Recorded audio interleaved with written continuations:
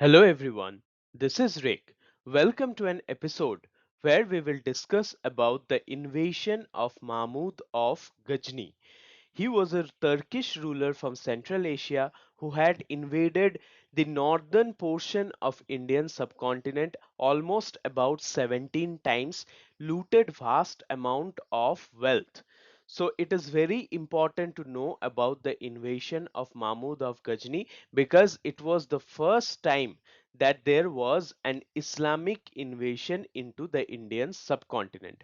This video will not only be important for the school students, but if you are interested in this topic, you can obviously go through this video. It will help you to get a lot of knowledge in great detail. And also we have question and answers at the end of this video which will help you in your exams. So without doing any delay, let's dive into the invasion of Mahmud of Ghazni. So who were the Turks? If you follow the video from this playlist, you will know that I have discussed in great detail about the origin of Islam and how did it spread into the Central Asian part of the world. So one of the main reasons behind this spread was the Turks. Turks were warrior class tribes who helped to spread Islam. So they had nomadic origins. Nomadic origin means people who did not have a specific home. They were not settled people. They were going around from one place to another in search of livelihood. So the Turks were originally nomadic tribes. They adopted Islam as their religion. Later on, when Islam spread, they adopted Islam. The terms like Sultan, Amir, all these have Turkish origin. So the Turks were people who helped to spread Islam in Central Asia and eventually up to Indian subcontinent. The decline of caliphs. Now, who were the caliphs? Caliphs were the religious head of Islam and they controlled the well being and politics of Islamic empires in Central Asia. There were many Caliph dynasties like the Umayyad Caliphate, Abbasid Caliphate, etc. So, the last of the caliphs were the Abbasids. The mighty Abbasid empire started disintegrating. Abbasids had played a huge role in contribution to science and literature, also arts. So during 9th century CE, the Abbasid control over Islam was disintegrating and their empire was breaking up into several parts. Many independent states emerged as a result. So if the central government is not strong enough, then many independent states will declare their independence from the central government and thus there will be separate states as a result, and that is what happened when the Abbasid Caliphate began disintegrating. Turks served in armies of the caliphs. So these Turks were warrior class people and they were in the armies of the caliphs. Now since they were warriors and they had control over army, they became very important during the process of disintegration. Establishment of states. Two important states were established by the Turks and they were Ghazni and Ghor. The first important state was Ghazni, which is present day in Afghanistan, and we will study in detail about how this ruler from Ghazni invaded India and conquered most of the northern part of Indian subcontinent. So that is our topic. We have studied about the origin of Turks, how they helped in the disintegration, how they used the disintegration of Abbasid Caliphate to their own advantage, and how they formed two important states. Now, invasion of Mahmud of Ghazni. Now, Mahmud was the name of the ruler from Ghazni. Mahmud of Ghazni, who was alive from around 997 to 1030 AD. He ruled from 997 to 1030 AD. He was a very powerful and very ambitious ruler. The ambition of Mahmud of Ghazni may have benefited his own people, but had a disastrous effect on the Indian subcontinent. 17 invasions. He mounted 17 plundering expeditions between 1000 and 1027 CE. So between these 28 years, he came to India 17 times and did all kinds of atrocities possible to the Indian people. He harmed the Indian people at that point of time, however, however you can think of. So these invasions were aimed at North India, because to enter India you will have to cross the Hindu Kush mountains, which is in the northwestern part of Indian subcontinent. So whatever he did was mainly in northern India, because he couldn't reach up to the southern part of Indian subcontinent. So he annexed Punjab as his eastern province. So the eastern province, according to the map, if you see, the eastern part of Ghazni was Punjab. So Punjab was the eastern province he had annexed, and he did that by committing a lot of atrocities to the people in Punjab. Mahmud was known as Bhut Shikan, or the destroyer of idols. So he had a lot of grudges towards the Indian religion of Hinduism, and so he tried to destroy idols. And according to Islamic ideology, worshipping of idol is not allowed. So he destroyed a lot of idols in the northern part of Indian subcontinent, and that is why he is called as Bhut Shikan, which translates to destroyer of idols. Wealth of India. The immense wealth of India was a major attraction. So India, until the end of the Britishers, India was the richest part in the world. So immense wealth of India was very much attractive to the ruler of Ghazni. He raided temple cities like Thaneshwar, Mathura, Kanauj, and Somnath. And the wealth of the Indians were concentrated in the temples. Temples were not only places of worship, but they were places of education, they were places of administration, and also they functioned as financial institutions like banks. So temple complex had everything in it. It also had sometimes hospitals. So all the wealth of a village or the wealth of a city used to stay in the temples, and Mahmud of Ghazni knew this very well. So in order to loot the wealth, he attacked temples, and temples in cities like Thaneshwar, Mathura, Kanauj, and Somnath. Motive of Mahmud of Ghazni. Now, what was his motive? No empire building intent. He did not want to stay in India and to build empire or to control the people of India. His aim was not to establish an empire in India. He just wanted to take the wealth out of India and invest it in his own territory, which is the territory of Ghazni. He wanted to build a large and well equipped army. So his aim was to loot the wealth from India and invest it in military and build a very powerful army through which he could conquer the world.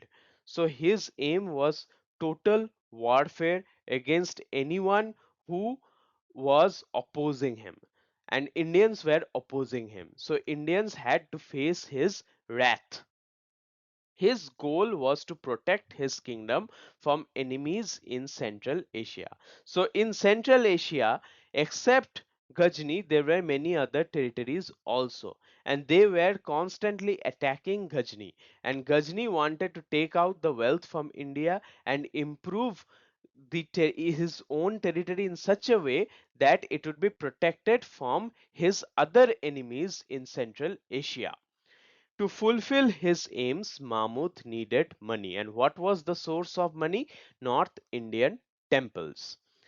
He was attracted by the fabulous riches of temples of North India.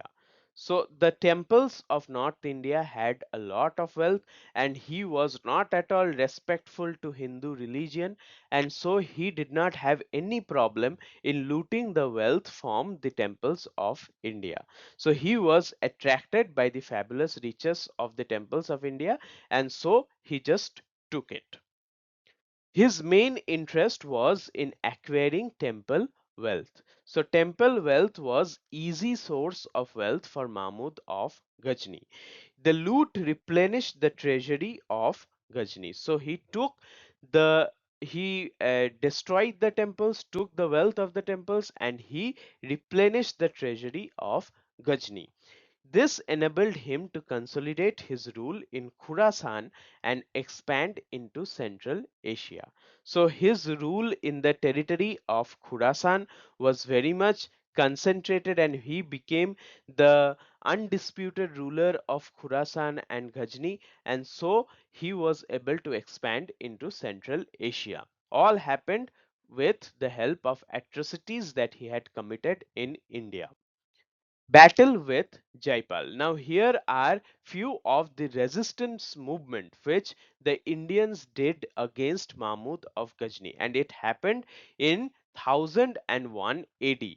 Now in 1001 CE, Mahmud launched his first attack on Jaipal. Jaipal was the ruler who ruled from Punjab to modern Afghanistan. So he was the ruler who was obstructing Mahmud's intrusion into the Indian subcontinent. So Jaipal ruled from Punjab to modern Afghanistan, which is the gateway to Indian subcontinent. Therefore, in order to get into Indian subcontinent, Mahmud needed to defeat Jaipal, and the battle took place in 1001 CE.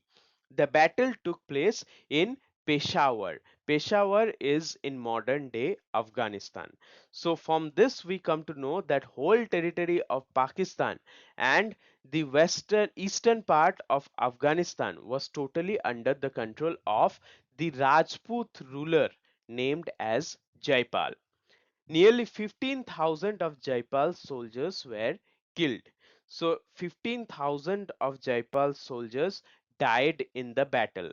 Jaipal was forced to pay tribute to Mahmud. So Jaipal was defeated. Even though he fought valiantly, he was defeated, and he was forced to pay tribute to Mahmud.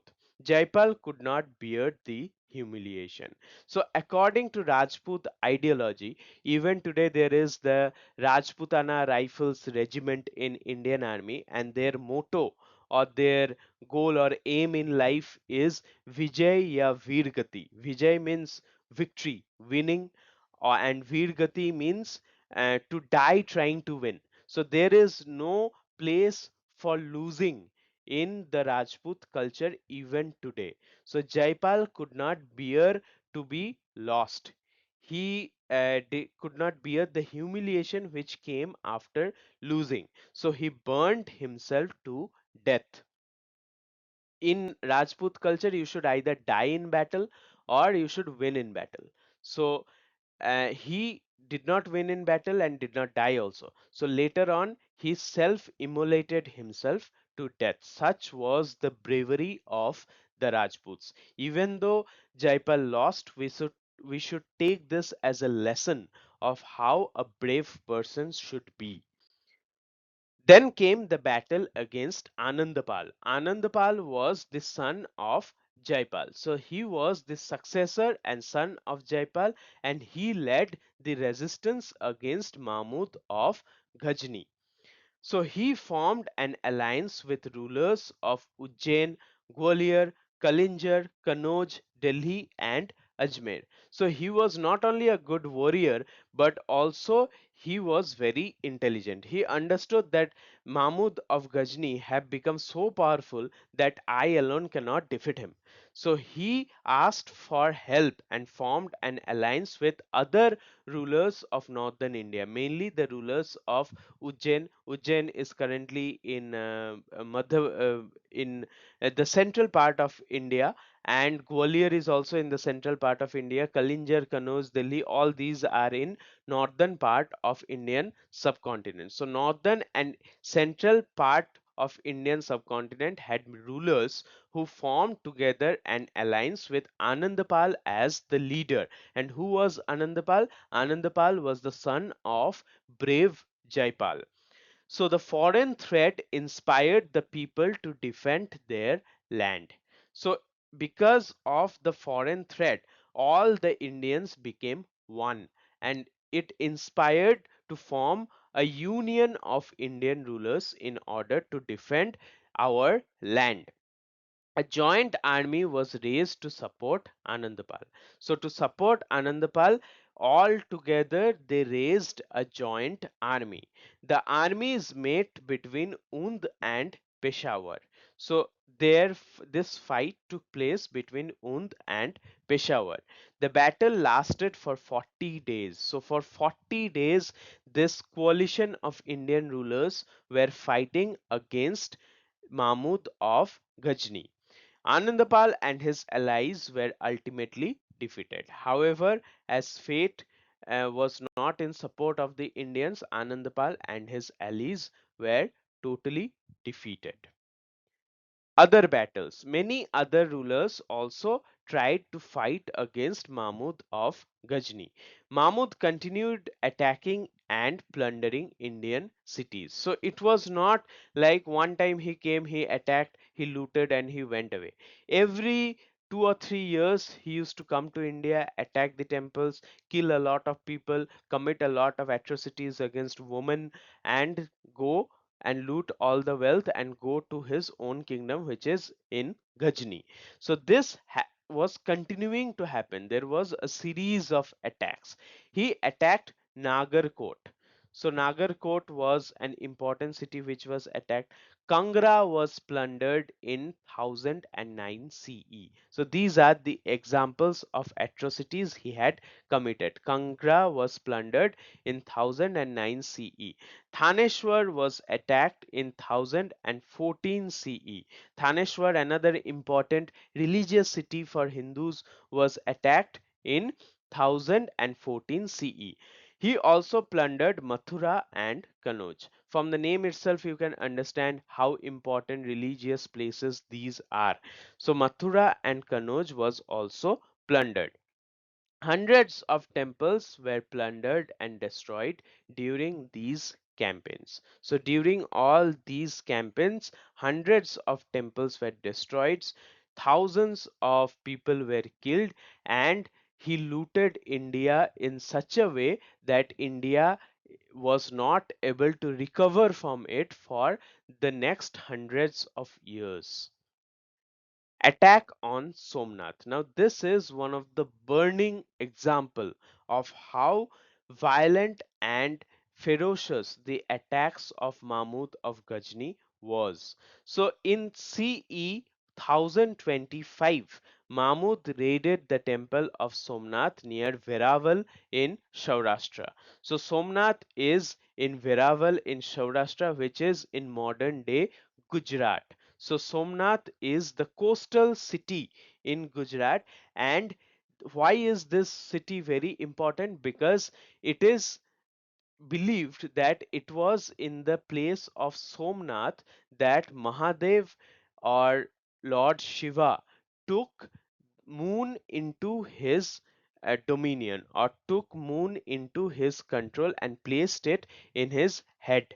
So it was this place where moon was taken over by Mahadev, or moon was uh, Mahadev functioned as a guardian of moon. So it had a huge religious significance to Hinduism.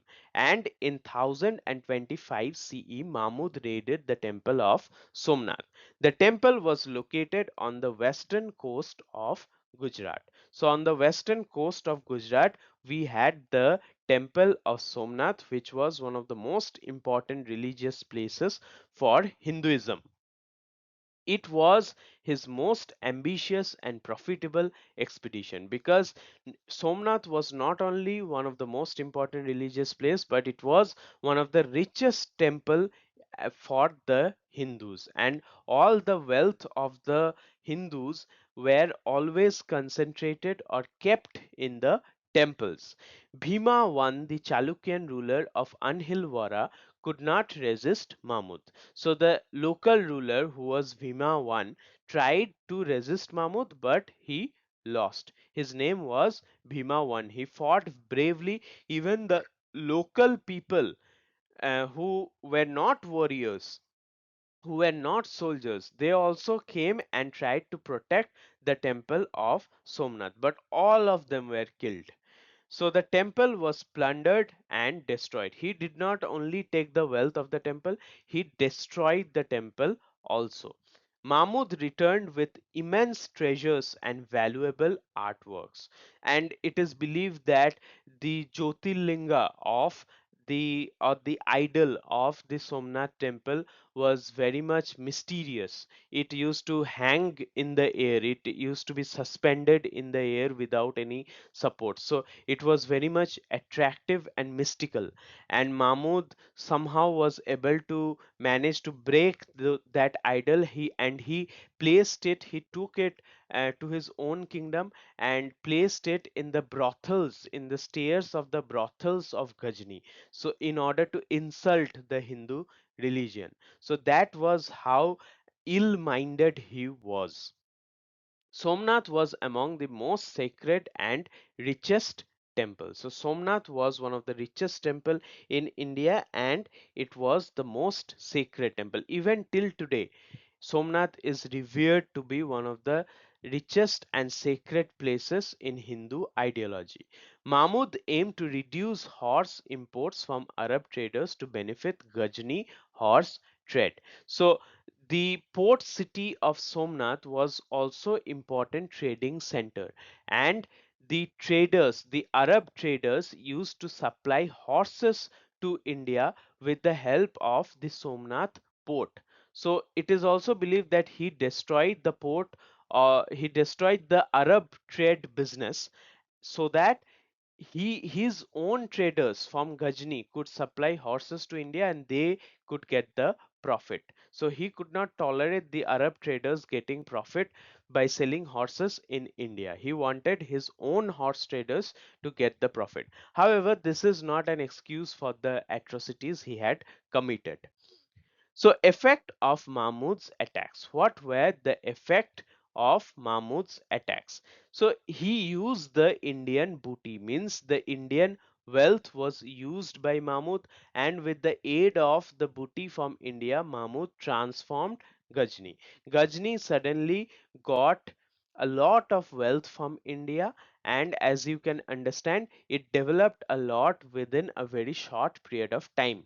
He turned his court into heaven for scholars and artists. So, on one hand, India was burning, but on the other hand, the territory of Ghazni was developing at a very fast rate, and so his court became a place for scholars and artists.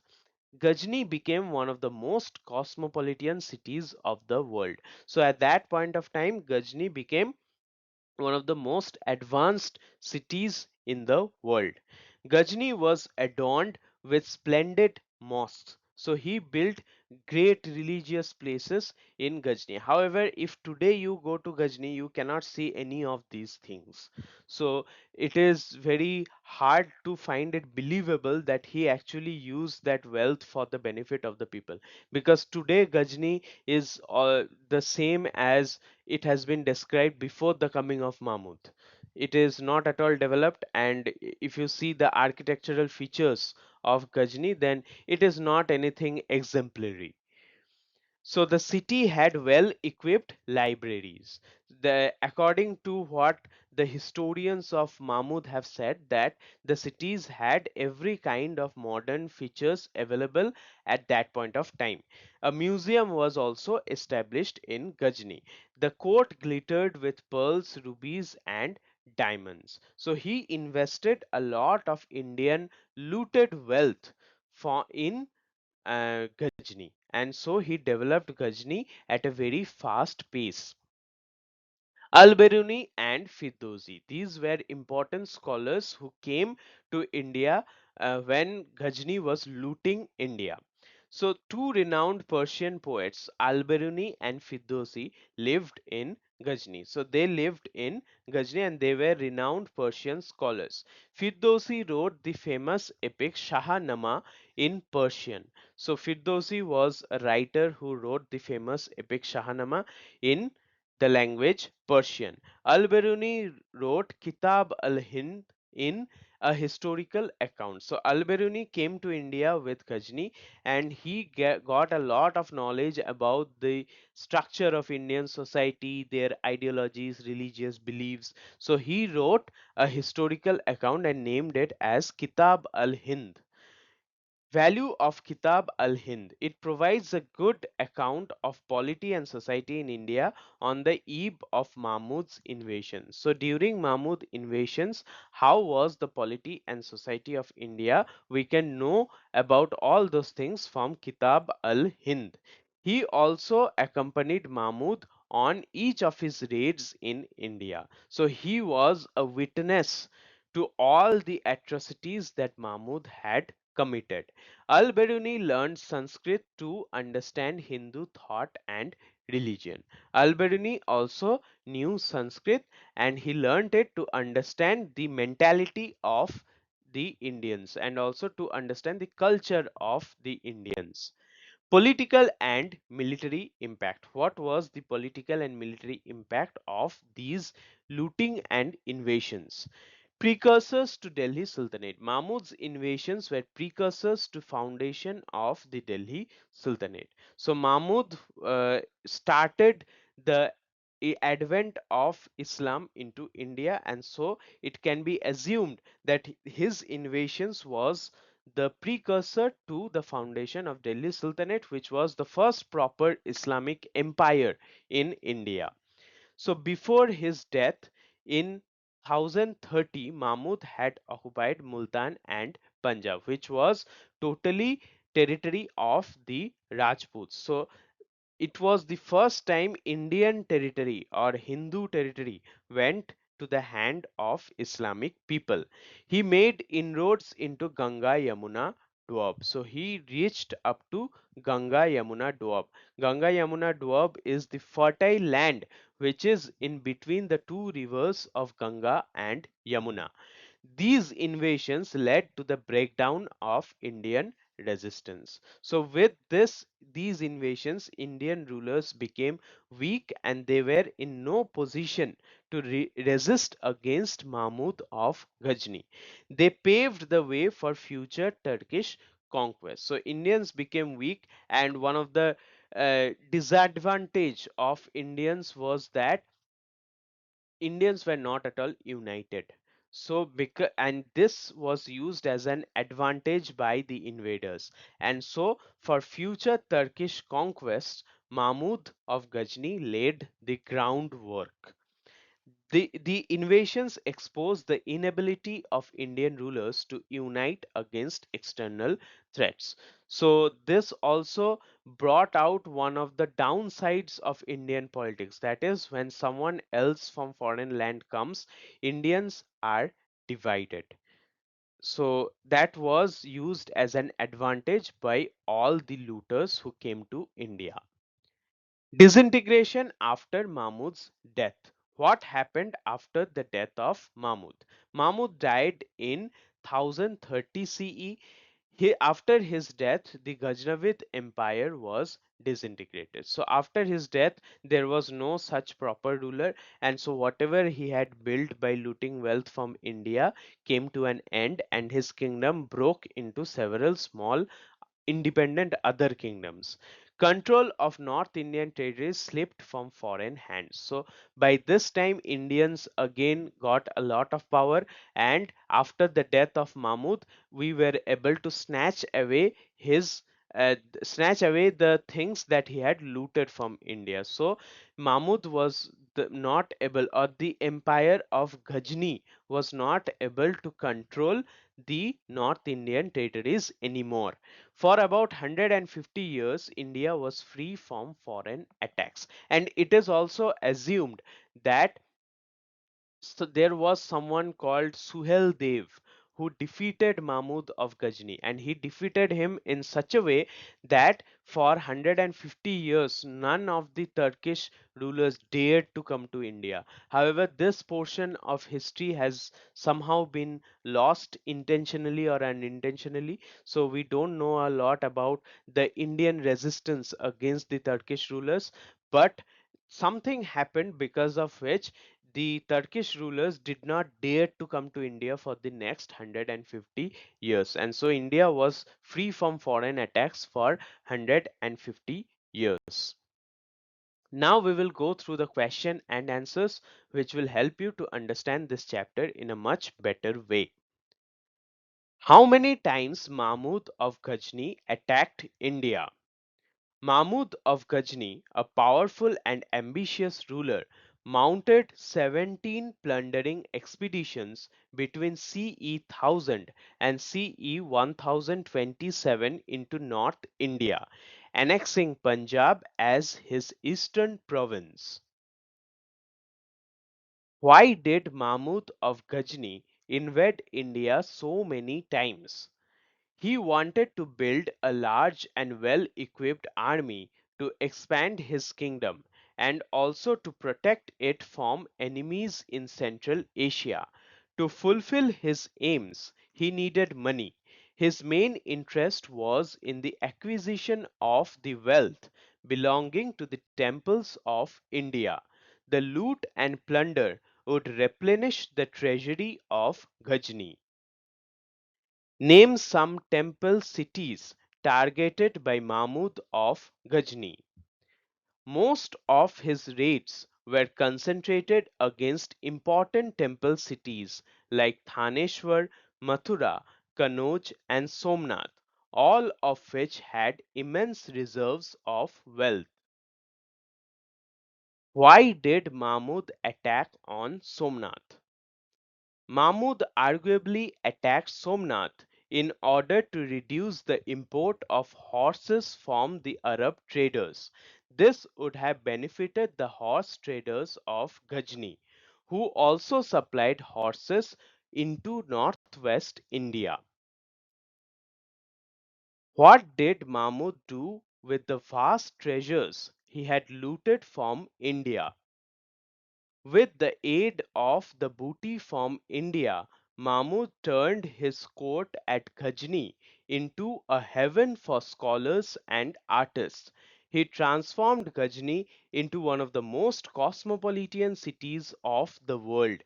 The court glittered with sparkling pearls, rubies, and diamonds.